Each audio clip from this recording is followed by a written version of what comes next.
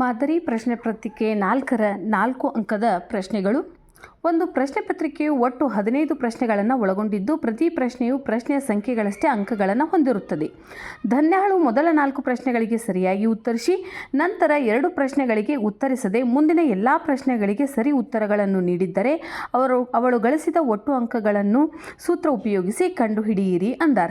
ನೋಡ್ರಿ, ಪ್ರಶ್ನೆ ಪತ್ರಿಕೆಯೊಳಗೆ 15 ಪ್ರಶ್ನೆಗಳದಾವಂತ. 1ನೇ ಪ್ರಶ್ನೆಗೆ 1 ಅಂಕ, 2ನೇ ಪ್ರಶ್ನೆಗೆ 2 ಅಂಕ, 3ನೇ ಪ್ರಶ್ನೆಗೆ 3 ಅಂಕ, 4ನೇ ಪ್ರಶ್ನೆಗೆ 4 ಅಂಕ. ಒಟ್ಟ ಎಷ್ಟು ಪ್ರಶ್ನೆಗಳದಾವಪ್ಪ ಅಂದ್ರೆ 15. ನೋಡ್ರಿ, ಅವಳು ಬರ್ದದ್ದು ಗಿರ್ದದ್ದು ಆಮೇಲೆ ನೋಡೋಣ. ಮೊದಲು ಏನು ಮಾಡೋಣ ಅಂದ್ರೆ 15 ಪ್ರಶ್ನೆ ಪತ್ರಿಕೆಯಲ್ಲಿರ್ತಕ್ಕಂಥ 15 ಪ್ರಶ್ನೆಗಳಿಗೆ ಒಟ್ಟು ಎಷ್ಟು ಅಂಕಗಳದಾವು ಅನ್ನೋದನ್ನು ಕಂಡು ಹಿಡಿಯೋನು. ಅಂದ್ರೆ ಮೊತ್ತ ಬೇಕಾಗ್ತತಿ. SN. ಎ ಅಂದ್ರೆ 1, ಡಿ ಅಂದ್ರೆ ಸಾಮಾನ್ಯ ವ್ಯತ್ಯಾಸ A2 - A1, 2 - 1 ಅಂದ್ರೆ 1, ಎನ್ ಅಂದ್ರೆ ಎಷ್ಟಾಯ್ತು ಅಂದ್ರೆ 15. So S15 = n/2 into bracket 2a plus n minus 1 into d. 15/2 2 ಗುಂಡ್ಲೆ 1 15 - 1 into D ಅಂದ್ರೆ 1. 15/2 2 1 2 15ರಾಗ 1 ಹೋತಂದ್ರೆ 14. 15/2 ಗುಂಡ್ಲೆ 16 2 1 2 8 15 120. ಅಂದ್ರೆ ಪ್ರಶ್ನೆ ಪತ್ರಿಕೆಯೊಳಗೆ ಇರ್ತಕ್ಕಂಥ ಒಟ್ಟು 15 ಪ್ರಶ್ನೆಗಳ ಮಾರ್ಕ್ಸ್ ಎಷ್ಟದಾವಪ್ಪ, ಅಂಕಗಳು ಎಷ್ಟದಾವು ಅಂದ್ರೆ 120.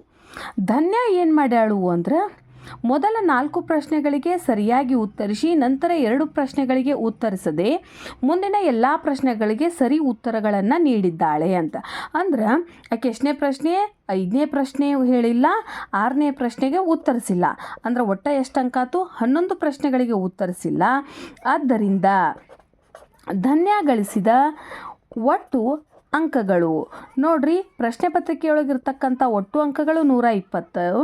ಅವಳು 5ನೇ ಪ್ರಶ್ನೆ ಮತ್ತು 6ನೇ ಪ್ರಶ್ನೆಯನ್ನು ಉತ್ತರಿಸಿಲ್ಲ.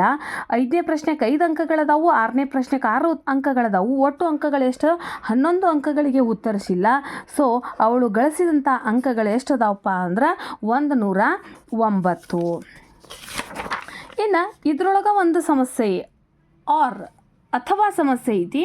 ಒಂದು ಸಮಾಂತರ ಶ್ರೇಣಿಯ 7ನೆಯ ಪದ ಅದರ 2ನೆಯ ಪದದ 4ರಷ್ಟು ಐತಂತ. 7ನೆಯ ಪದ ಅದರ 4ನೆಯ ಪದದ 2ರಷ್ಟು ಹಾಗೂ ಶ್ರೇಣಿಯ 12ನೆಯ ಪದ ಅದರ 4ನೆಯ ಪದದ 3ರಷ್ಟಕ್ಕಿಂತ 2 ಹೆಚ್ಚಾಗೈತೆ ಅಂತ. ಹಂಗಂದ್ರೆ ಶ್ರೇಣಿಯನ್ನು ಕಂಡುಹಿಡೀರಿ ಅಂದಾರು. A + n - 1 into d into bracket A + n - 1 into d.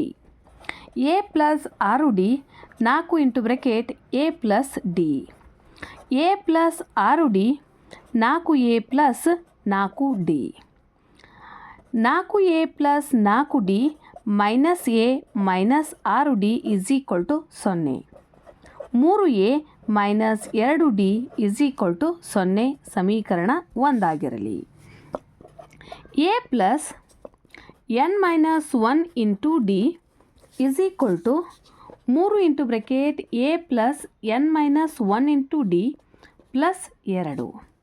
A plus 11d 3 into bracket a plus 3d plus 2.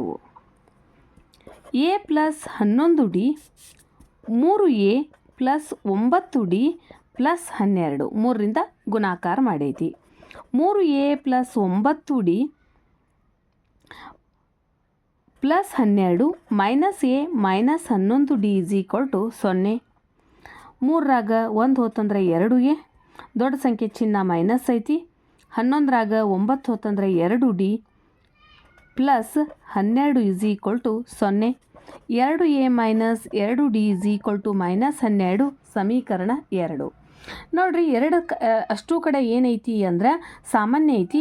ಆದರೆ ಈಗಾಗಲೇ ನನಗಿಲ್ಲೇ -2d ಇರುವುದರಿಂದ ನಾನು ಆ ಸಮೀಕರಣದಲ್ಲಿ ಸಾಮಾನ್ಯ 2ಅನ್ನು ತೆಗೆದಿಲ್ಲ. ಮೈನಸ್ ಪ್ಲಸ್ ಪ್ಲಸ್ ಏಕಕಾಲಿಕ ರೇಖಾತ್ಮಕ ಸಮೀಕರಣ ಒಳಗೆ ಚಿಹ್ನೆಗಳನ್ನು ಬದಲಾವಣೆ ಮಾಡ್ತೀನಿ. 3ರಾಗ 2 ಹೋತಂದ್ರೆ a plus 2d minus 2d cancel plus 12.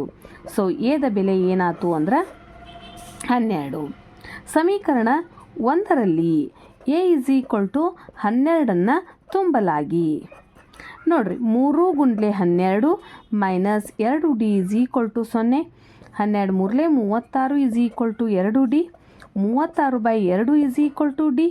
2 ಒಂದಲೇ 2 ಒಂದಲೇ 2 ಎಂಟ್ಲೆ, ಆದ್ದರಿಂದ D ಈಸ್ ಈಕ್ವಲ್ ಟು 16. ಆ ಶ್ರೇಣಿಯನ್ನು ಬರೀರಿ ಎಂದಾರು. ಶ್ರೇಣಿಯ ಸಾಮಾನ್ಯ ರೂಪ a plus D, a plus 2D, so on. a ಅಂದ್ರೆ 12, 12 ಪ್ಲಸ್ 16, a ಅಂದ್ರೆ 12, 16 ಎರಡ್ಲೆ 32, ಸೋ ಆನ್. 12, 28, 44, so on. ಆ ಶ್ರೇಣಿಯ ಪದಗಳು 12, 28 ಮತ್ತು 44. ಇನ್ನು 35ನೆಯ ಪ್ರಶ್ನೆ ಏನೈತಿಪ್ಪ ಅಂತಂದ್ರೆ ಗ್ರಾಫ್ ಐತಿ, ನಕ್ಷಾ ವಿಧಾನದಿಂದ ಬಿಡಿಸ್ತಕ್ಕಂಥದ್ದು. 36ನೇದ್ದು ಮುಚ್ಚಿದ ಸಿಲಿಂಡರ್ ಆಕಾರದ ಒಂದು ತೊಟ್ಟಿಯ ಗರಿಷ್ಠ ಘನಫಲ. ಸಿಲಿಂಡರ್ನ ಘನಫಲ ಕೊಟ್ಟಾರು ಎಷ್ಟೈತಪ್ಪ ಅಂದ್ರೆ 6160 ಮೀಟರ್ ಕ್ಯೂಬ್ ಆಗೈತತ್ತ. ಇದರ ವೃತ್ತಾಕಾರದ ಪಾದದ ವ್ಯಾಸವನ್ನು ಕೊಟ್ಟಾರು 28 ಮೀಟರ್ ಐತಿ. ತ್ರಿಜ್ಯ ಏನಾಗ್ತತಿ ಅಂದ್ರೆ ವ್ಯಾಸ ಡಿವೈಡೆಡ್ ಬೈ 2 ಆಗ್ತತಿ. 28/2 ಅಂದ್ರೆ 14 ಮೀಟರ್. ಈ ತೊಟ್ಟಿಯ ಮೇಲ್ಮೈಗೆ ಬಣ್ಣ ಹಚ್ಚಲು ಒಂದು ಚದರ್ ಮೀಟರ್ಗೆ ₹5ರಂತೆ ತಗಲುವ ವೆಚ್ಚವನ್ನು ಕಂಡುಹಿಡಿಯಿರಿ ಅಂತಂದಾರು. ಅಂದ್ರೆ ಮೇಲ್ಮೈಗೆ ಬಣ್ಣ ಹಚ್ಚಲು ಪಾರ್ಶ್ವ ಮೇಲ್ಮೈ ವಿಸ್ತೀರ್ಣ ಬೇಕು, ಹೌದಾ. ಸಿಲಿಂಡರ್ನ ಪಾರ್ಶ್ವ ಮೇಲ್ಮೈ ವಿಸ್ತೀರ್ಣ is equal to 2πRH. R ಸಿಕ್ಕೈತಿ, ಎಚ್ ಸಿಗಬೇಕು. ಸೊ ಸಿಲಿಂಡರ್ನ ಘನಫಲ ಸೂತ್ರ ಏನೈತೆ ಅಂದ್ರೆ πr²H ಈಸ್ ಈಕ್ವಲ್ ಟು 6160. 22/7 14 ಗುಂಡ್ಲೆ 14 ಗುಂಡ್ಲೆ H is equal to 6160. H is equal to 6160 ಗುಂಡ್ಲೆ 7 ಡಿವೈಡೆಡ್ ಬೈ 22. 14 ಗುಂಡ್ಲೆ 14. 7 ಒಂದಲೇ 7, ಎರಡಲೇ 2 ಒಂದಲೇ 2 ಮೂರಲೇ 2 ಎಂಟ್ಲೆ 0. 22 ಒಂದಲೇ 22 ಒಂದಲೇ 8 ಉಳಿತು. 22 ನಾಲ್ಕಲೇ 0. 14 ಒಂದಲೇ 14 ಹತ್ತಲೇ. ಸೊ ಎಚ್ ಸಿಲಿಂಡರ್ನ ಎತ್ತರ ಎಷ್ಟಾತಪ್ಪ ಅಂದ್ರೆ 10 ಮೀಟರ್ ಆಯ್ತು. 2 ಗುಂಡ್ಲೆ 22/7 14 ಗುಂಡ್ಲೆ 10. 7 ಒಂದಲೇ 7, ಎರಡಲೇ 880. 2 22 ಎರಡಲೇ 44, 44 ಎರಡಲೇ 88, 88 ಹತ್ತಲೇ. ಇಷ್ಟೇನಾಯ್ತು 880 ಮೀಟರ್ ಸ್ಕ್ವೇಯರ್. 1 ಚದರ್ ಮೀಟರ್ಗೆ ಎಷ್ಟು ರೂಪಾಯಿ ಐತಿ? ₹5. ಆದ್ದರಿಂದ 880 ಚದರ್ ಮೀಟರ್ಗೆ ಎಷ್ಟಾಗ್ತತಿ ಅಂದ್ರೆ 880 ಗುಂಡ್ಲೆ 5, 5 0 0, 5 ಎಂಟ್ಲೆ 40, 4 ಕೈಲ ಉಳಿತು. ₹4400 ಏನಾಗ್ತತಿ ಅಂತಂದ್ರೆ ಆ ಪೆಟ್ಟಿಗೆಗೆ ಬಣ್ಣ ಹಚ್ಚಲು ತಗಲ್ತಕ್ಕಂಥ ವೆಚ್ಚ. 37ನೇ ಸಮಸ್ಯೆ. ಚಿತ್ರದಲ್ಲಿ BD is equal to 60 metre ಆದಾಗ DE, EC, AC ಮತ್ತು ABಗಳ ಉದ್ದವನ್ನು ಕಂಡುಹಿಡಿಯಿರಿ. √3 ಅಂದ್ರೆ 1.7 ಅಂತ ಹೇಳ್ಯಾರ. ನೋಡ್ರಿ, ಲಂಬಕೋನ ತ್ರಿಭುಜ ಐತಿ. ತ್ರಿಭುಜ ABD ಒಳಗೆ tan of 60 degree is equal to ಅಭಿಮುಖ ಬಾಹು ಡಿವೈಡೆಡ್ ಬೈ ವಿಕರ್ಣ. tan 60ರ ಬೆಲೆ ಎಷ್ಟೈತಿ ಅಂತಂದ್ರೆ √3. AD ಗೊತ್ತಿಲ್ಲ, BD ಎಷ್ಟೈತಪ್ಪ ಅಂದ್ರೆ 60. So AD is equal to 60 ಗುಂಡ್ಲೆ √3. 60 ಗುಂಡ್ಲೆ 1.7. 17 0 0, 17 6 102. ಸೊ 1 ಬಿಟ್ ಪಾಯಿಂಟ್ ಕೊಡ್ತೀವಿ, 102 ಮೀಟರ್. AD 1 ಸಿಕ್ತು. ಎಷ್ಟು? 102 ಮೀಟರ್. ನೆಕ್ಸ್ಟ್ ನಮಗೇನು ಬೇಕಾಗೈತಿ? AB ಬೇಕಾಗೈತಿ. So tan of 60 is equal to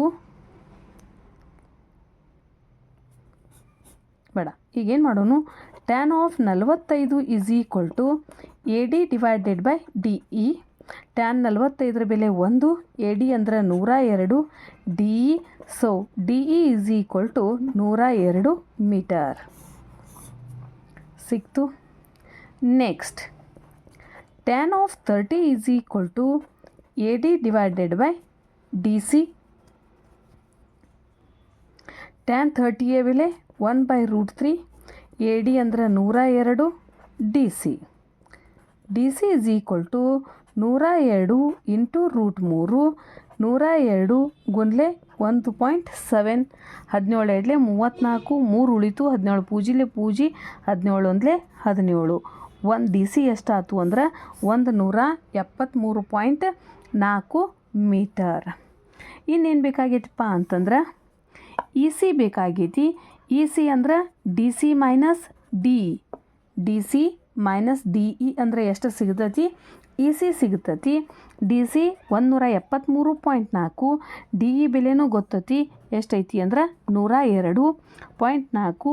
1 7 71.4 metre. E ಸಿಯ ಬೆಲೆ ಎಷ್ಟಾಯ್ತು? 71.4 ಮೀಟರ್. ಇನ್ನೇನು ಬೇಕು? ಎ ಸಿ ಮತ್ತು ಎ ಬಿಗಳು ಬೇಕು.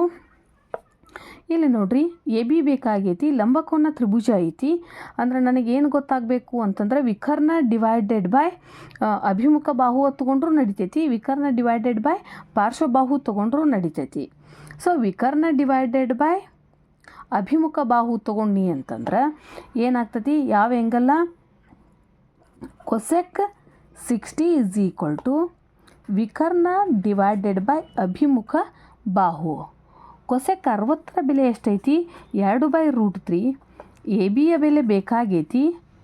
ಇನ್ನು ಎ ಡಿಯ ಬೆಲೆ ಗೊತ್ತೈತಿ ಎಷ್ಟೈತಿ ಅಂತಂದ್ರೆ 102. ಅಭಿಮುಖ ಬಾಹು 102. So a b is equal to 2 ಗುಂಡ್ಲೆ 102 divided by √3. 204 divided by 1.7 is equal to a B.